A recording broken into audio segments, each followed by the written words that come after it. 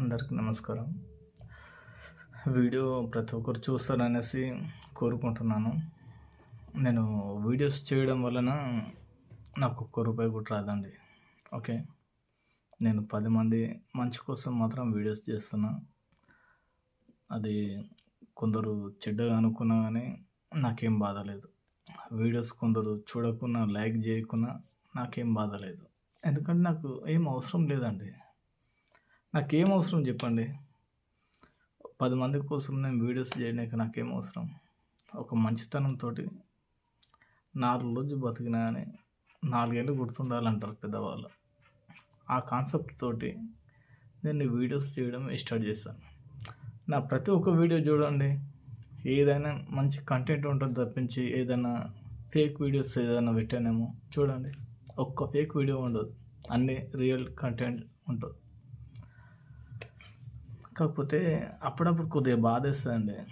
ఎంత రియాలిటీగా చేసినా కానీ గుర్తించరు చూడు, బాధేస్తుంది. ఎప్పుడైనా కానీ ఒక అడుగు ముందేసి ఆ రియాలిటీగా చెప్తున్నప్పుడు ఎందుకు సపోర్ట్ చేయొద్దు అనేది ఎందుకు ఆలోచించారో నాకు ఇప్పటిదాకా అర్థం కాదు. అది మన ఇండియాకున్న దాన్ని ఏమంటారు, అదే అలవాటు అంటారా దాన్ని, బేసికల్గా ఇదేం వీడియో అని స్కిప్ చేసి ఇట్లా వాడేస్తారు. అదే కామెడీ వీడియో అంటే వేల లైక్లు, అదే ఒక అమ్మాయి డాన్స్ చేస్తే టకాటగా ఒత్తి వాడేస్తారు. మీకోసం కదా, పేదవాళ్ళ కోసం కదా చేసే వీడియోస్. నేను నాకేమన్నా వస్తుందా? ఏం రాదు కదా. దయచేసి చెప్తున్నా, ఇప్పటి నుంచి ప్లీజ్ ఈ వీడియోస్ షేర్ చేయండి. మ్యాక్సిమం మీకు తెలిసిన మీ ఫ్రెండ్స్ ఒక్కరికైనా షేర్ చేయండి. పేదవాళ్ళ కోసం అండి.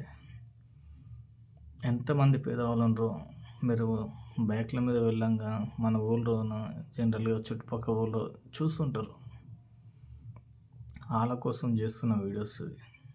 అంతేగాని ఎవరినో ఉద్దేశించి ఎవరి మీద ద్వేషంతో 1% అలా కాదు. నాకెవ్వరి మీద ద్వేషం లేదు. నా మనస్ఫూర్తిగా ఒకటే చెప్తున్నా, నేను మంచి కోసమే చేయాలనేసి మాత్రం పోతున్నా. ఆ మంచికి ఎవ్వరు అడ్డొచ్చినా కానీ నన్ను అలానే నేను చేసుకుంటూనే వెళ్తా. సపోర్ట్ చేసే వాళ్ళు సపోర్ట్ చేయండి, సపోర్ట్ చేయని వాళ్ళు సపోర్ట్ చేయకున్నా పర్లేదండి. కాకపోతే నా ఆశ ఒకటే, పేదవాళ్ళకు న్యాయం జరగాలి, అంతే.